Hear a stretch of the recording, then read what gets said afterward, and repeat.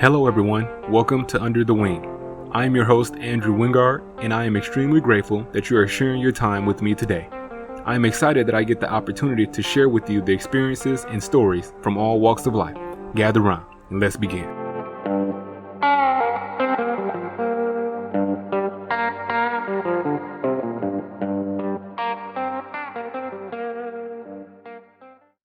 Hello, everyone. Welcome to another episode of Under the Wing. I'm ready to jump right into this conversation, to be honest with you. So I got with me one of the premier women's soccer coaches in our country. I say that he's laughing right now. I say in the country. I'm not talking levels right now. I'm talking in the country.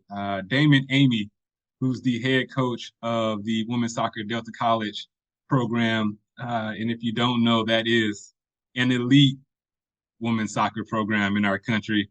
And again, he's smiling again, guys. But Coach, man, I'm happy to have you on here today. Well, I'm happy you invited me on. This is going to be awesome. I appreciate it. Well, like I said, I don't want to waste no time, man, because I think we might get lost too much in the conversation. And so we're going to jump right in. You've been on both sides of the fence now. Actually, I'll say all three sides of the fence. You were elite soccer program athlete, not in college, but men's soccer program is what you played. And you shared a little bit about that growing up. Is just men's soccer just wasn't something that was popular during your time of growing up. You're a coach. I know you just had a student athlete graduate from high school. What do you believe is the role of athletics when it comes to shaping young people? Um, to be honest, I growing up, I played in everything I could get my hands on to, and what I got from that, and coaching and my kids, myself, um, coaching the women's team, I truly think, um, there's a lot of values that can be taught within the game or come up. Like I was always told that like sports, uh, like build character, but I think sometimes they show character, Yeah, and a lot of times, you learn, at a very young age to be on time, how to be a good teammate, whether, and be a good support system, because sometimes you're going to be better than most of the kids, and sometimes you might not be the best kid, but it teaches you some humility. It allows you to, um, always learn to work hard no matter what you're doing. And it took me a long time to figure out, Damon, you got to run your own race. And we say that a lot in our program because you're always looking at the person next to you and trying to do what they're doing. And you can only do what you do. And that's a hard thing to do. yeah, And I really think that, um, that leads you into growing up to be able to be successful. Sports teach you a lot of different things in that level. I mean, it's uh, it taught me a lot. It really awesome. did. It got me. For me, I was the only child growing up for the most part, and it gave me friends. Yeah. It gave me support systems, and I really enjoyed it. So Yeah. that's new. I'm gonna be honest with you. That terminology of showing character is something that I don't think I've heard before. Well, what do you mean? And like, tell me about that. Well, you know, when we're in games and there are ways that you can, like we say in our program all the time, you can only control the controllables. Yeah, And that is like one of the toughest things to do in anything, but you can't blame the refs. As much as you want to blame them, you have to put yourself in a situation where you're not going to have the refs make a decision for you. And that was always sure. when I was coaching youth or anything like that. Um, how you react when you score a goal, how you react when your teammate scores a goal, how you react when you're disappointed on the field. Do you put your hands on your hips or do you not show it? Do you win with grace? Do you lose with grace? Um, and hopefully in the time, especially if you're with us, you learn how to do those things well, Yeah, in how to be a good teammate, whether it's you that's succeeding or your teammates succeeding, be happy for them. yeah, And because I mean, I know I'm going off on a tangent, but when I go recruit and stuff, if I see a kid that's yelling at the refs or teammates, or you're just getting angry and showing it on the field, I just get up and leave, Wow. because I just that's not what we want. We want you to be productive citizens, and you're not going to be able to do that in the real world or work or anything like that. If you are, you're not going to last very long.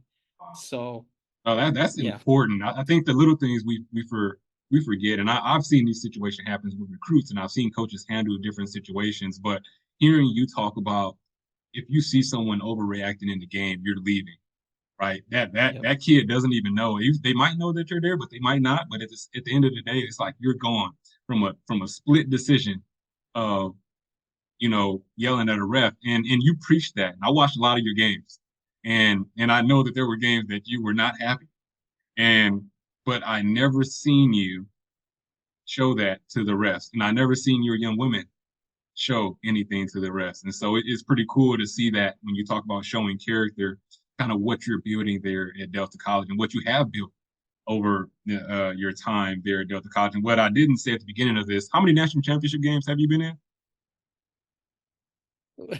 We've been in 5 of the last 6 national championship games. Five of the last six. That's impressive, man. I mean, to even make it to the national tournament is one thing, but to be in a national championship game is kudos to you and your character. And you talked about some of the things that you look for in your young women and the culture that you've kind of established there at Delta. And we'll talk a little about that later. But I really wanted to hear you talk a little about that show character because I think that's extremely impressive. Instead of developing character, but it's also the idea of showing the character when you're competing. So that's pretty cool. Right. All Yeah. right, so I we're, mean, oh, go ahead. go ahead, go ahead.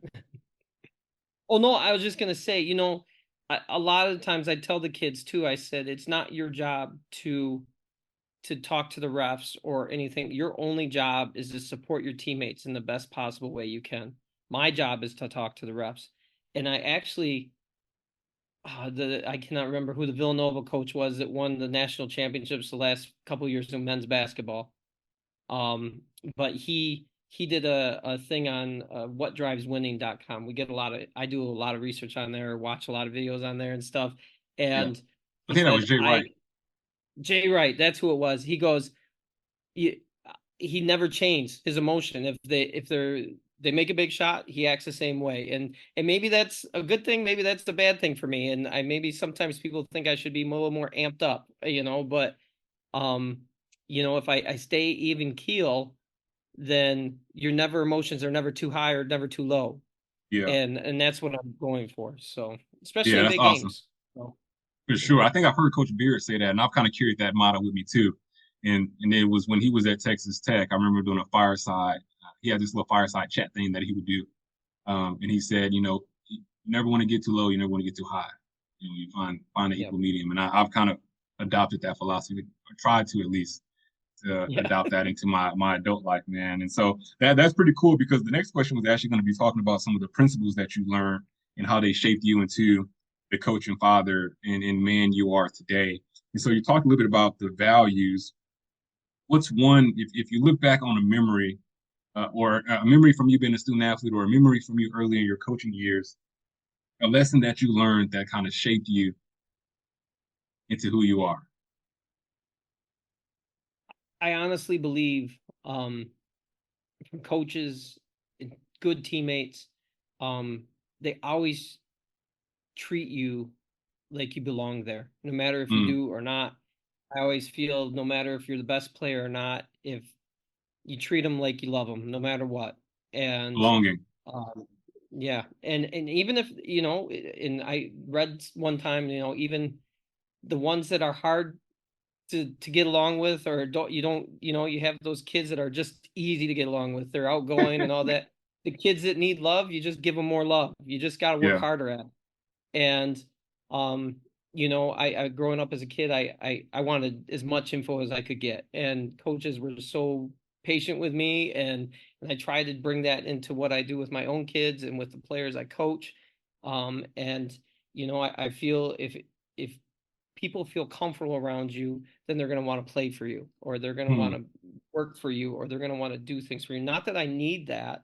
It's just a matter of I I don't want to go on a tangent, but I always do. But the girls always go, Damon, why are you so nice to the other coaches or to the refs or to the other to the people at the hotels, to the you know what I mean? Like I'm just ultra nice, and I partially that's my character, Yeah. but it's if you're kind to other people, you're going to get so much more in return, whether you want it or not. Yeah. And there's been times as a team, I think it's been a learning lesson. We were at the national tournament a couple years ago, and just because we were kind people and we picked up after ourselves and we did the right things, they they would go above and beyond to give us a room to use to do our Yeah. studying for the game. And just like, not that we asked for it, not that we thought we were going to get it. It's just a matter of that's kind of what happens in life, you Right. know?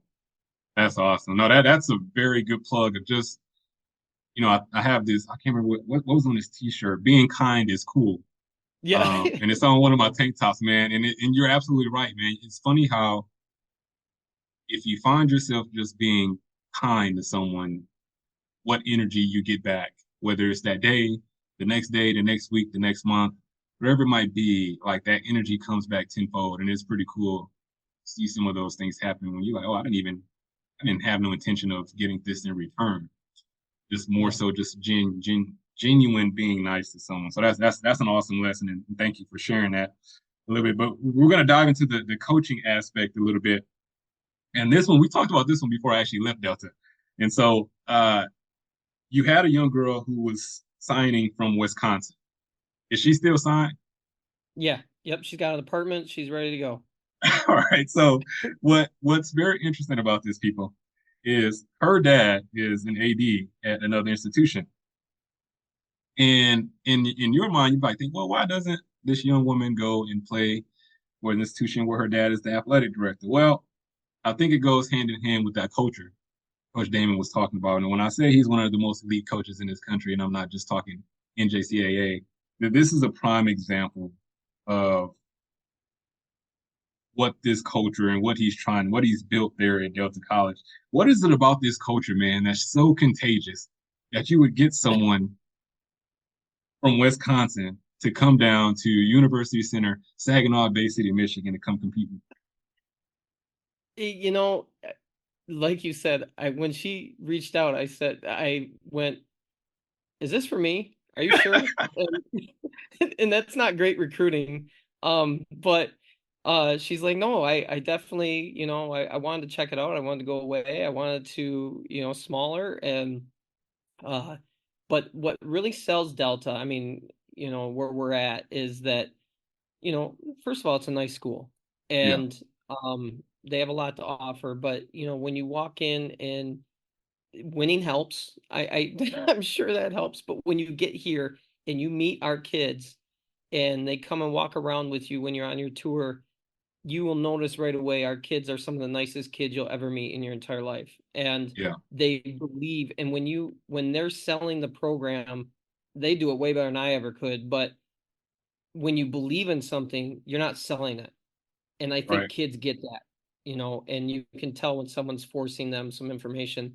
You can feel it with the kids, and Yeah. it's because of the culture, and the culture is living. It's always changing, and we adapt every year to what's going on, with the kids we've got. And we, number one, want everybody to feel welcome, and we work Yeah. really hard at that. And number two, we know we're not, everybody says they're a family, Hmm. but we want you to know that a true family has arguments, Yeah. but they talk about them and they work For through sure. them, and they don't go talk to other people about them. They put it up front with each other. And if you're a positive, when people, especially when they come to the games and they hear our girls yelling positive chants on the sideline and during the game and stuff, the kids always go, that is the most positive team I've ever seen. That is crazy. I want to play for that. Yeah. And um, and it truly, we work on a lot in the fall, but when we get to the middle of the season, like we work on it once a week and stuff. But um when it really shows out is when you make that tournament run, Mm. because the teams that are in stressful situations will resort to what they've always done, and if they're anxiety, they start yelling at each other. But if they Yeah. truly believe in being, you know positive and pushing their teammates in a positive direction, that's how you play at a higher level. Mm, And that's what we work on. And I think kids see that. So, yeah. and it, and and I got to give a lot of kudos to my coaching staff because they push me as a coach and they push the kids as players, but they follow, we all kind of believe the same thing about kids and what it's about and how you deal with kids. And you know, it should be a comforting culture where if I make a mistake, I know I'm not going to get yelled at. For me, I'm going to say try it again, be more Yeah. creative, let's see it, you know. Right. And the first thing when they're there the first couple of weeks, they always go, is he being for real? I've always been yelled at my whole life, you know? So I'm like, Right. so it's a culture shock sometimes, you know?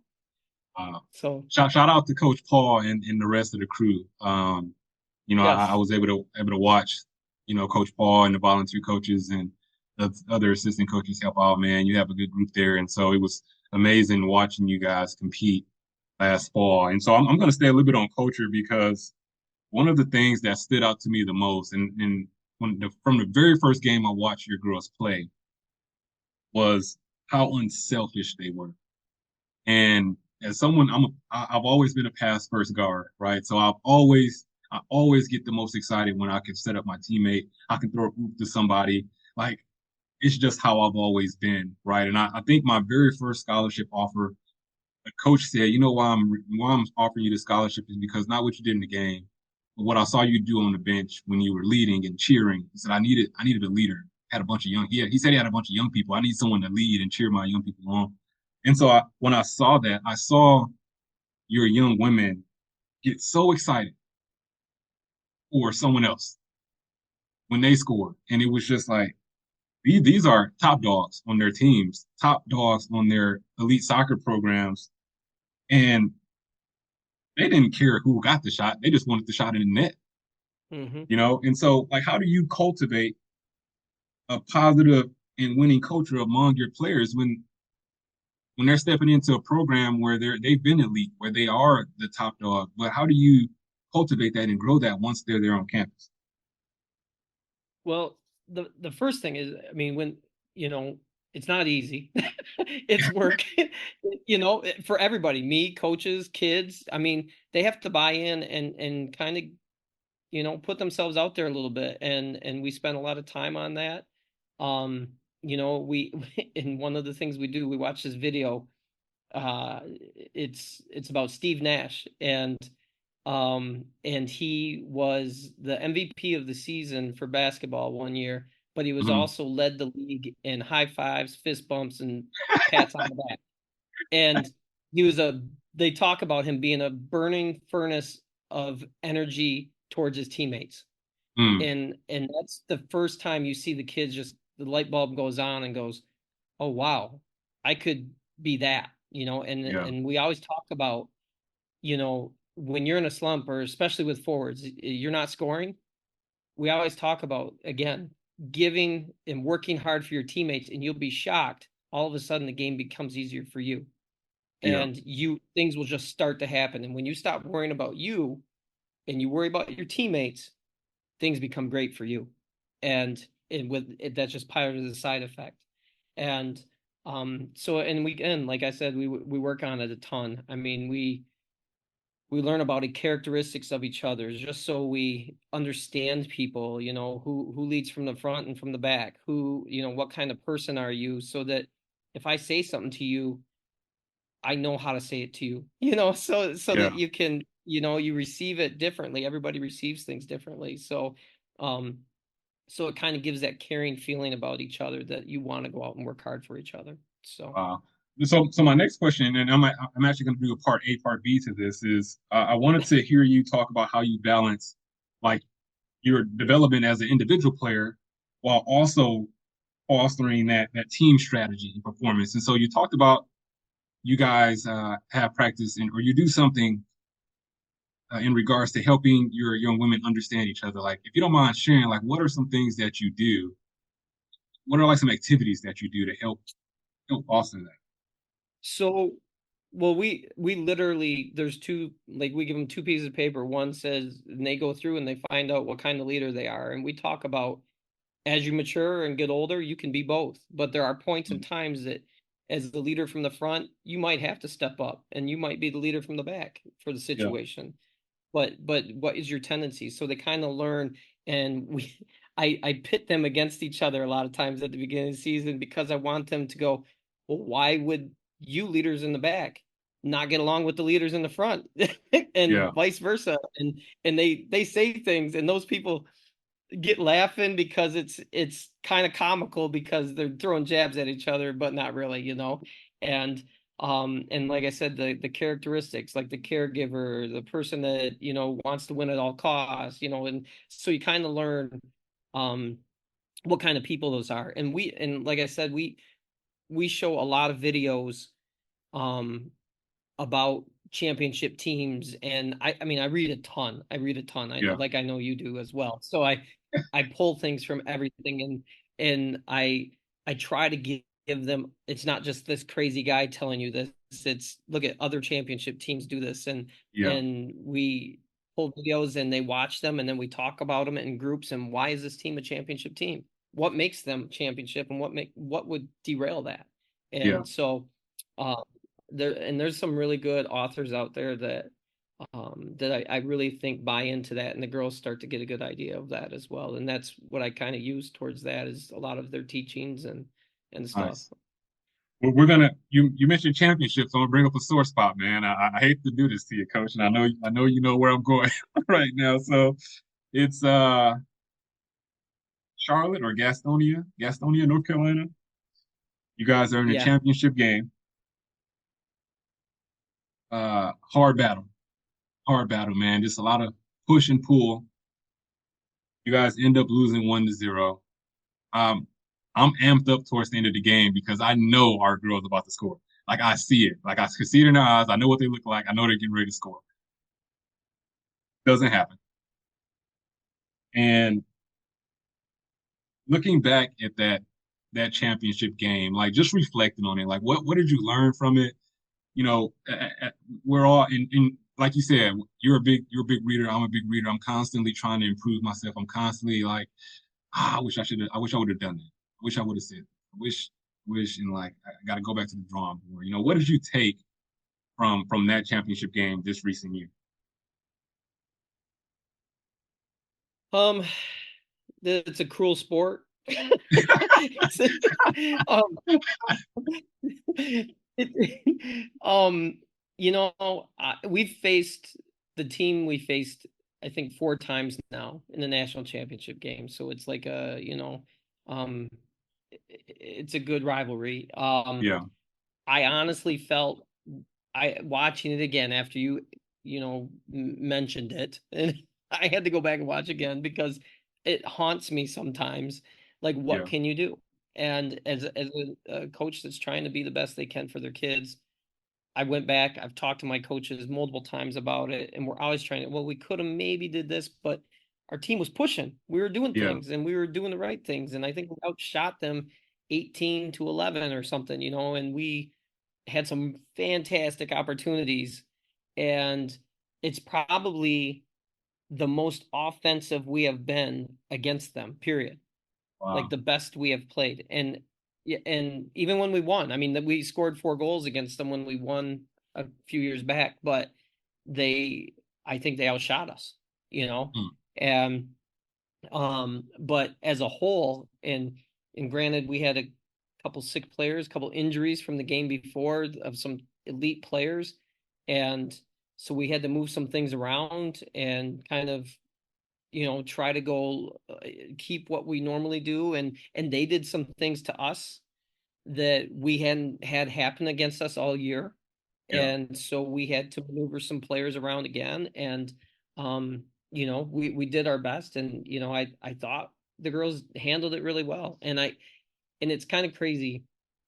I can't believe I'm going to say this, but when we won the national championship a few years back, I mean, it is like, that's your desire, right? yeah, But when when you win it, someone said to me, another coach that has won a lot of them, he goes, I wish for a national championship for my best friend, but for my mortal enemy, I wish for a national championship as well because it is not easy to do. Yeah.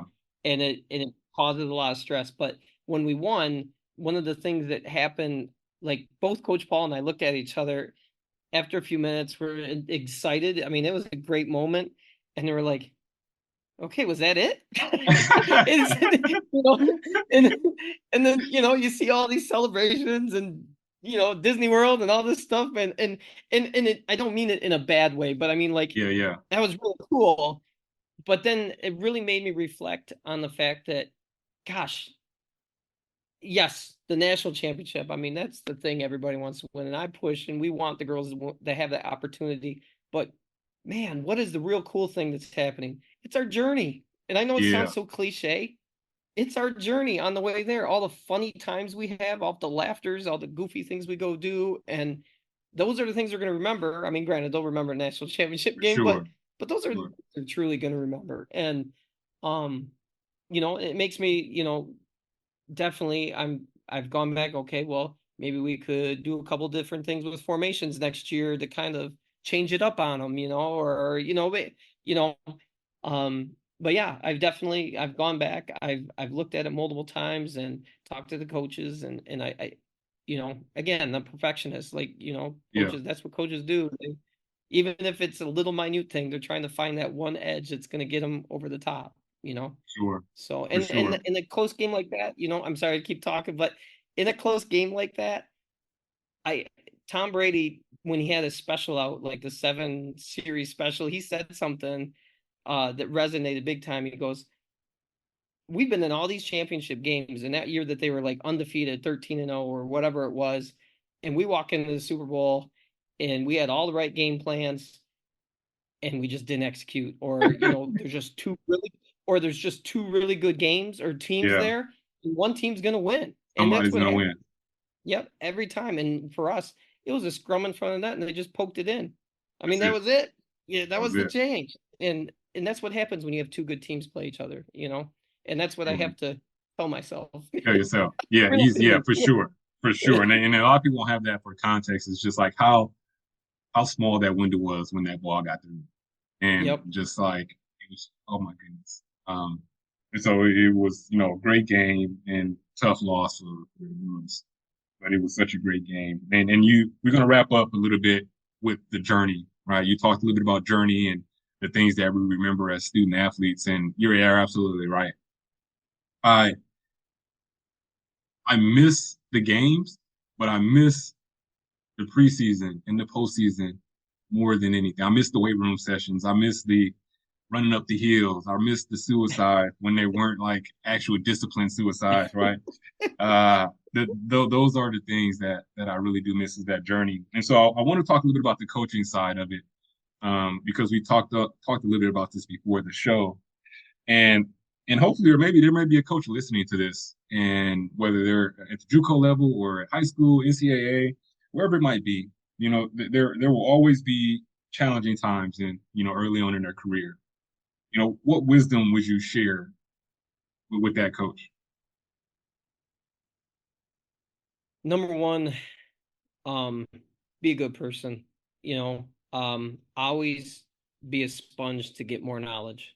Don't feel like you Mm, know it all, and immerse yourself. If this is truly what you want to do as coach, immerse yourself with people around you that can teach you. And they might not always have the same idea as you, but you can learn something from everybody. And I literally today was talking to a college coach. We were just running formation ideas, another college coach. And I reach out to college friends all the time. Find every avenue, read books, watch film, um, and truly try to get good at your craft. yeah. And everybody can be good at X's and O's, I guess, Hmm. and I would say I'm good at X's and O's, but I feel like I'm way better at the soft side of things. Yeah. And I feel that is where you win. And Nice. um and because um I mean, I am blessed with great soccer players, and that helps that go a lot easier. But on the same token, um learn how to treat your team and how to Yeah. get them to buy into your culture and how you want their culture to be, because if you have a good culture, it will become repetitive. If you look at, if you're just trying to win games and you're shouting all the time and you're not building relationships and stuff, you're going to maybe be good, maybe 1 or 2 years, but then it will fall off after that because Yeah, it can't be sustained. that's And powerful. yeah, and I, as a young coach, I probably have some choice words with myself because growing up, I learned from some of my coaches. You yell, you get animated, you talk, you do all these things, and then as I got older and I learned from more experienced coaches that have been doing a lot longer, they're like, you don't need to do all that. Do your coaching during practice. Let the game do its thing. Yeah, And and yeah, make your points and help out and stuff like that, but make sure that uh you're not the focal point of the show. right. and so that's what I've kind of lived by, um and that's what I really try to resonate with the kids, and any coach that comes into our system, I really want them to be able to believe in that and maybe take it to whatever team they coach. So Yeah, I can definitely attest to the idea of the philosophy of relationships being important to you. And I seen that during my year at the college with your staff and with your student athletes. So it was pretty cool to see you. It's one thing to say what your philosophy is; it's another thing to actually really do it and live it. It's always pretty cool to see you live that out daily there at Delta College. And so we're going to wrap it up, Coach, because as I said, I'm always a huge fan of being respectful of everyone's time, and I'm grateful that you took the time to chat with me today. And so one thing that I always add at the end of the show is, when the great Kobe Bryant passed, it was a tearjerker for many of us. And, it developed the concept of giving someone their roses while they're alive. And because he had left so soon, and so if you could take a moment to give someone their rose today, someone that has impacted your life or has been important to your journey, could you please take a moment and hand them their rose, if you don't mind? yeah, my assistant coach, Paul Stenglein, Yeah. like he and I have been coaching for about 13 years. We used to coach against each other in high school, and I would get so mad because if he won, and then you can't be mad at him, I'd be even more mad because he's such a nice guy, and he let me come in and join this, great ride. And first he was the head coach, and then we were co-head coaches, and then I took over as head coach, and but he's been with me the whole time, and he has made me a better man. He has made me understand that, he was one that helped me slow down and sit back and look at that helicopter view of things sometimes when I want to, get really excited about it, and um you know be that kid's best part of their day when they come Yeah. in front of you, and show them the love, and always show the love.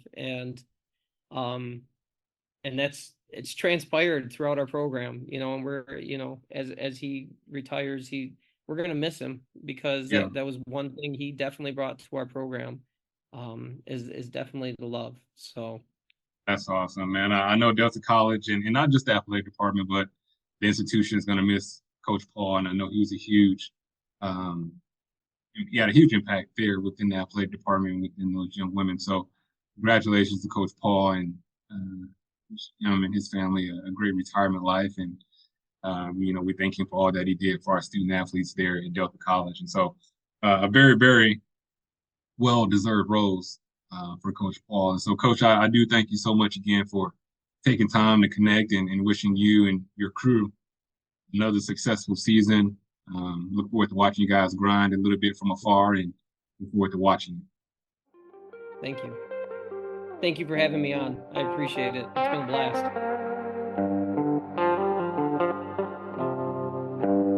Thank you so much for listening to Under the Wing. I hope you enjoyed the conversation. If you enjoyed today's show and you would like to support the podcast, tell a friend or two, share on social media, or leave a rating and review. You can follow me on Instagram at Under the Wing with Andrew. Again, thank you for listening, and I'll see you next time.